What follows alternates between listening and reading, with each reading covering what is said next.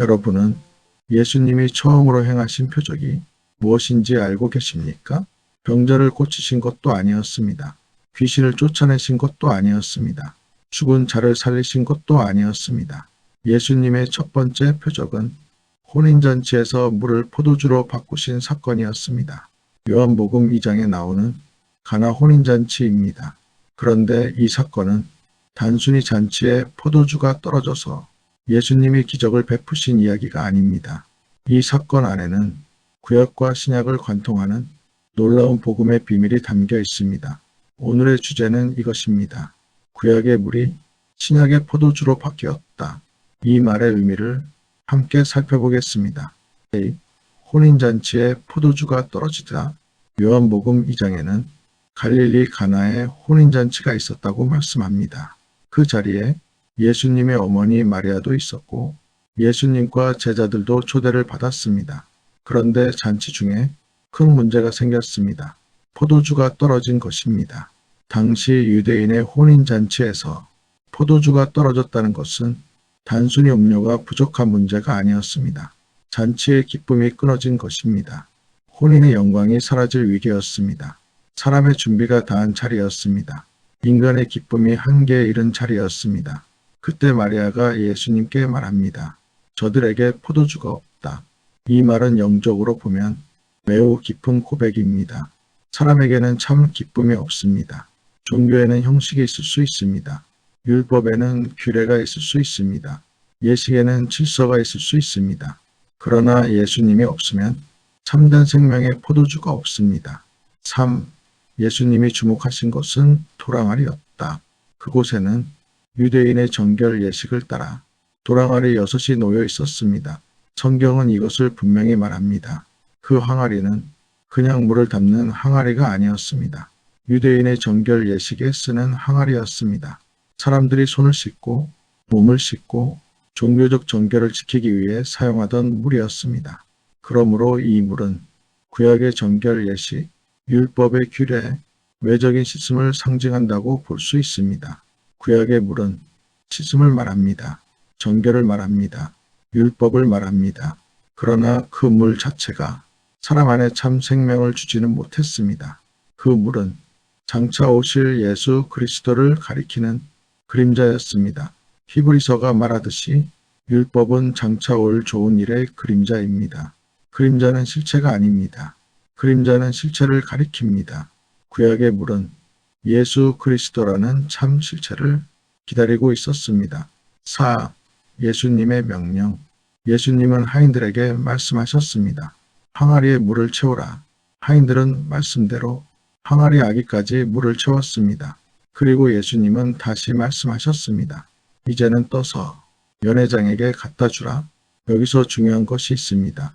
예수님은 포도주를 만들어라라고 하지 않으셨습니다.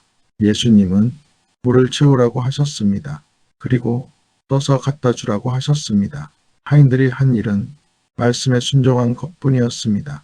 그들이 떠간 것은 눈으로 보기에는 물이었습니다. 하지만 연회장이 맛보았을 때 그것은 포도주였습니다. 이것이 중요합니다.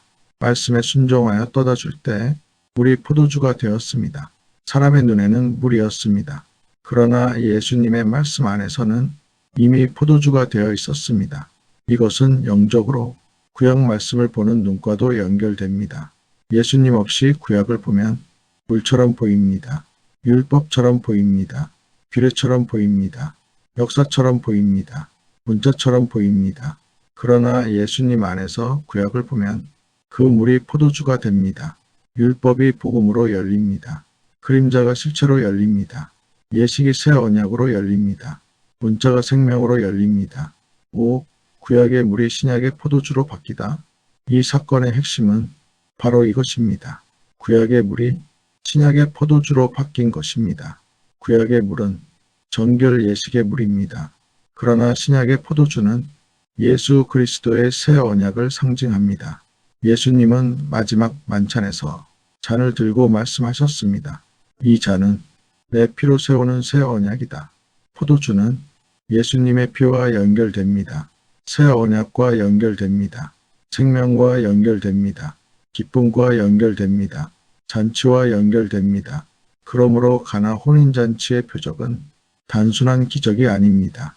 이것은 예수님 안에서 구약의 정결 예식이 신약의 새 언약으로 성취되는 사건입니다. 물은 포도주가 되었습니다. 예식은 생명이 되었습니다. 율법은 은혜로 완성되었습니다. 그림자는 실체를 만났습니다. 기다림은 성취가 되었습니다. 구약은 신약 안에서 완성되었습니다. 6. 나중에 나온 포도주가 더 좋았다. 연회장은 신랑을 불러 말했습니다. 사람마다 먼저 좋은 포도주를 내고 취한 후에 낮은 것을 내거늘 그대는 지금까지 좋은 포도주를 주었도다. 이 말은 매우 깊은 의미가 있습니다. 세상의 방식은 처음에는 좋은 것을 줍니다. 그러나 시간이 지나면 점점 약해집니다. 처음에는 화려합니다. 그러나 나중에는 허무합니다. 처음에는 달콤합니다.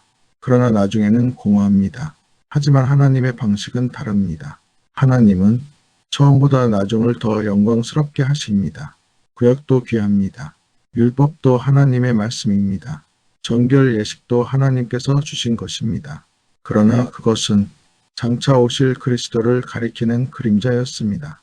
나중에 오신 예수 그리스도 안에서 더 좋은 포도주가 나타났습니다. 히브리서는 예수님을 더 좋은 언약의 중보자라고 말합니다. 예수님 안에서 더 좋은 약속이 주어졌습니다. 예수님 안에서 더 좋은 제사가 드려졌습니다. 예수님 안에서 더 좋은 길이 열렸습니다. 그러므로 나중에 나온 포도주가 더 좋았다는 말은 신약의 새 언약이 구약의 예식보다 더 온전하고 더 충만하다는 뜻입니다. 구약은 준비였습니다. 신약은 성취입니다. 구약은 그림자였습니다. 신약은 실체입니다. 구약은 약속이었습니다. 신약은 그 약속의 완성입니다. 7. 왜 하필 혼인잔치였는가? 예수님의 첫 표적이 왜 혼인잔치에서 일어났을까요? 이것도 중요합니다. 성경에서 혼인은 하나님과 그의 백성의 관계를 보여줍니다. 구약에서 하나님은 이스라엘의 남편으로 자신을 나타내셨습니다. 신약에서 예수님은 신랑으로 오셨습니다. 교회는 그리스도의 신부입니다. 그러므로 가나 혼인잔치는 단순한 결혼식이 아닙니다. 이것은 장차 있을 어린 양의 혼인잔치를 미리 보여주는 표적입니다. 신랑 대신 예수님이 오시면 기쁨이 회복됩니다. 포도주가 떨어진 잔치가 다시 살아납니다. 마른 종교가 생명의 잔치가 됩니다. 형식만 남은 신앙이 성령 안의 기쁨으로 바뀝니다. 예수님이 오시면 잔치가 끝나지 않습니다. 예수님이 오시면 기쁨이 다시 시작됩니다. 8. 우리의 신앙에도 물이 포도주가 되어야 한다. 이 말씀은 오늘 우리의 신앙에도 적용됩니다. 우리에게도 물이 있을 수 있습니다. 성경 지식이라는 물이 있을 수 있습니다. 종교적 습관이라는 물이 있을 수 있습니다. 예배 형식이라는 물이 있을 수 있습니다. 오래된 신앙 연륜이라는 물이 있을 수 있습니다. 그러나 예수님이 그 중심에 계시지 않으면 그 물은 참된 포도주가 되지 못합니다. 말씀을 많이 알아도 그 안에서 그리스도를 만나지 못하면 생명이 없습니다. 예배를 오래 드려도 그 안에서 신랑 대신 예수님을 만나지 못하면 기쁨이 없습니다. 율법을 붙들어도 그 율법이 예수님께로 인도하지 않으면 무거운 짐이 될 수 있습니다. 그래서 우리에게 필요한 것은 단순한 종교 생활이 아닙니다. 물이 포도주로 바뀌는 역사입니다. 문자가 생명으로 바뀌는 역사입니다. 형식이 임재로 바뀌는 역사입니다. 율법이 그리스도의 은혜 안에서 열리는 역사입니다. 구약의 말씀이 예수 그리스도의 복음으로 열리는 역사입니다. 9. 구약을 어떻게 보아야 하는가?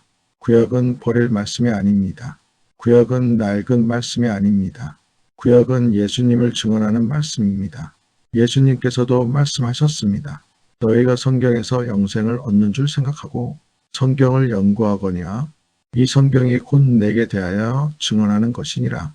구약의 모든 말씀은 예수 그리스도께로 향하고 있습니다. 성막도 예수님을 말합니다. 제사도 예수님을 말합니다. 절기도 예수님을 말합니다. 유월절 어린 양도 예수님을 말합니다. 만나도 예수님을 말합니다. 반석에서 나온 물도 예수님을 말합니다. 대제사장도 예수님을 말합니다. 다윗의 왕권도 예수님을 말합니다. 구약의 물은 예수님 안에서 포도주가 됩니다. 구약을 예수님 없이 보면 율법과 역사로만 보입니다.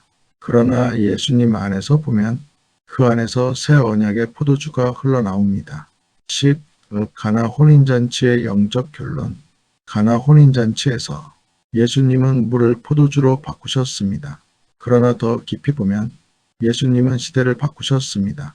율법의 시대에서 은혜의 시대로, 그림자의 시대에서 실체의 시대로, 외적 정결의 시대에서 내적 생명의 시대로, 옛 언약의 예식에서 새 언약의 피로, 구약의 물에서 신약의 포도주로, 이것이 가나 혼인잔치의 비밀입니다. 예수님은 단순히 부족한 포도주를 채워주신 분이 아닙니다. 예수님은 참 신랑으로 오셔서 잃어버린 기쁨을 회복시키시는 분입니다. 예수님은 율법의 물을 새 언약의 포도주로 바꾸시는 분입니다. 예수님은 우리의 형식적인 신앙을 생명의 잔치로 바꾸시는 분입니다. 11회 마무리 적용. 오늘 우리 안에도 포도주가 떨어진 영역이 있습니까? 기쁨이 사라진 신앙이 있습니까? 말씀을 읽지만 생명이 느껴지지 않습니까? 예배를 드리지만 마음의 잔치가 없습니까? 그렇다면 다시 예수님께 나아가야 합니다. 마리아가 말했습니다. 너희에게 무슨 말씀을 하시든지 그대로 하라. 이것이 답입니다. 예수님께서 말씀하시면 순종해야 합니다. 물을 채우라 하시면 물을 채워야 합니다. 떠서 갖다 주라 하시면 떠서 갖다 주어야 합니다. 그 순종의 자리에서 물이 포도주가 됩니다. 말씀이 생명이 됩니다. 율법이 복음으로 열립니다. 구약이 그리스도 안에서 새롭게 보입니다. 우리의 신앙이 다시 잔치가 됩니다. 12. 엔딩 멘트. 사랑하는 여러분, 가나 혼인잔치의 표적은 오늘 우리에게 이렇게 말합니다. 예수님이 오시면 끝난 잔치도 다시 시작됩니다. 예수님이 오시면 마른 물도 포도주가 됩니다.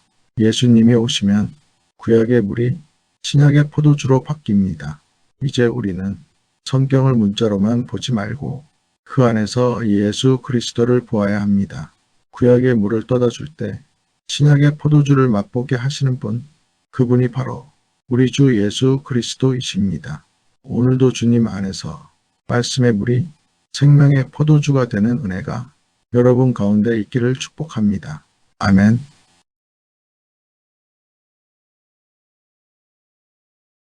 구약의 물은 예수 그리스도 안에서 신약의 포도주가 됩니다. 율법은 은혜로, 그림자는 실체로, 물은 포도주로 바뀌었습니다. 예수님이 계시면 신앙은 다시 잔치가 됩니다.